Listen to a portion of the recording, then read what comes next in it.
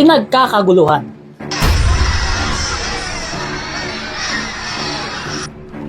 Pinagpiestahan. Sinasayaw pa ng buong bayan. Ito ang viral video na Maybe This Time na kinanta ni Sarah Geronimo at sinayaw naman ng estudyanteng ito.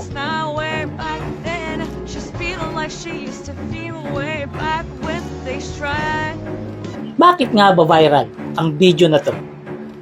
Totoo nga kayang merong multo na nagpakita sa video na to? Tara, pag-usapan natin to. Kanda umayaw ang buong Pilipinas nang dahil sa video na ito.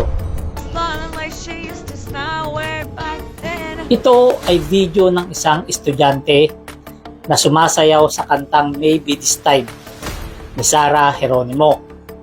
Ang pangalan niya ay Ralph Cyril Villaruz. Si Ralph Cyril Villaruz, sa mga hindi nakakaalam, maliban sa pagsasayaw, etong si Ralph Cyril din pala magaling sa volleyball. Sa katunayan, siya ang captain ball sa kanilang team.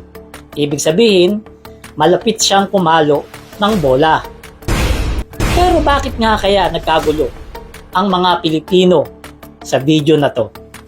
Ayon sa ilan nating mga kababayan, kaya daw sumikat ang video na ito dahil sa nagpakitang multo. May multo na dumaan sa pinto. Titigan niyong mabuti. Opo, tama po narinig nyo. Meron daw nagpakitang multo sa video na ito. Eto, panoorin nyo. Habang sumasayaw, etong si Ralph Cyril, titingnan mo ang pintuan, parang may dadaan na anino.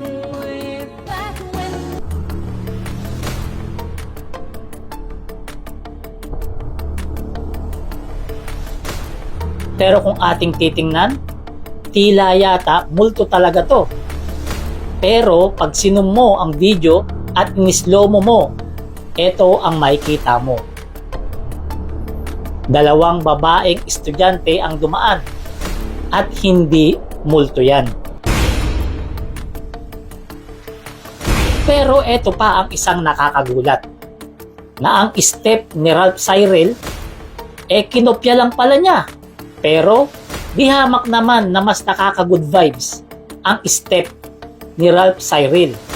At ang ebidensya, dito nyo makikita, kahit mga sikat na tao, hindi pinalagpas ito. At pati sa airport, sige ang hataw ng mga empleyado.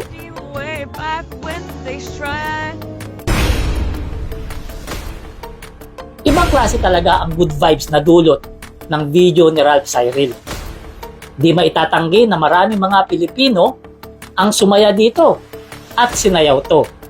Siyempre, isa na rin ako.